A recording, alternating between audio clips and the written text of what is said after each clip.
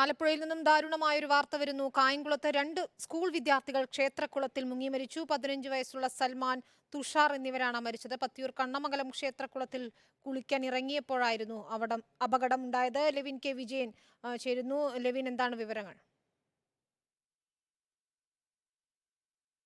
വിനീത, ഉച്ചയ്ക്ക് 12 മണിയോടുകൂടിയാണ് ഈ അപകടം നടക്കുന്നത്. പത്തിയൂർ സ്വദേശികളായ വിദ്യാർത്ഥികൾ, പത്തിയൂർ പഞ്ചായത്ത് ഹൈസ്കൂളിലെ 10ാം ക്ലാസ് വിദ്യാർത്ഥികളാണ് അപകടത്തിൽ മരിച്ച സൽമാനും തുഷാറും. രണ്ടുപേരും ഇന്ന് ശനിയാഴ്ച ദിവസം ട്യൂഷന് പോയതിനു ശേഷം തിരികെ വീട്ടിലേക്ക് മടങ്ങുന്ന വഴി ഈ കണ്ണമംഗലം ദേവീക്ഷേത്രത്തിന് സമീപമുള്ള ക്ഷേത്രക്കുളത്തിൽ കുളിക്കാനിറങ്ങിയായിരുന്നു. കുളിക്കാനിറങ്ങിയത് പാടെ വിദ്യാർത്ഥികളിൽ ഒരാൾ നീന്തലറിയാത്ത ഒരാൾ മുങ്ങിത്താഴുകയും മറ്റൊരാൾ ഇയാളെ രക്ഷിക്കാൻ ശ്രമിക്കുകയും ചെയ്തതാണ്. ഈ സമയത്ത് പ്രദേശവാസികൾ ആരും ഉണ്ടായിരുന്നില്ല. കുട്ടികളുടെ ബഹളം കേട്ട് ആണ് പ്രദേശവാസികൾ അപകട സ്ഥലത്തേക്ക് എത്തുന്നത്.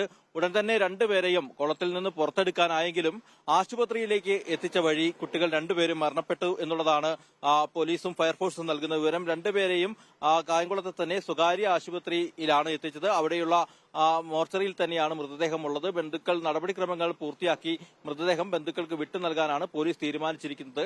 ഉച്ചയ്ക്കാണ് അപകടമുണ്ടായത്. 12 മണിയോടെ ക്ഷേത്രക്കുളത്തിൽ കുളിക്കാനിറങ്ങിയതാണ് രണ്ടുപേരും വിദ്യാർത്ഥികൾ. വിനീത, ഏറെ ദാരുണമായൊരു വാർത്തയാണ് ലെവിൻ കെ വിജയൻ ആലപ്പുഴയിൽ നിന്നും റിപ്പോർട്ട് ചെയ്യുന്നത്.